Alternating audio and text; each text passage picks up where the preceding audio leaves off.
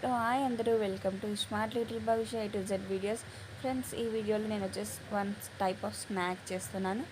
దానికి కావాల్సిన మురుమురాలు and onion, lemon. చూడండి ఫ్రెండ్స్, ఇది వచ్చేసి కార్న్స్ ఉంటాయి కదా, కార్న్ఫ్లెక్స్ అంటారు కదా, సాల్ట్వి అవి.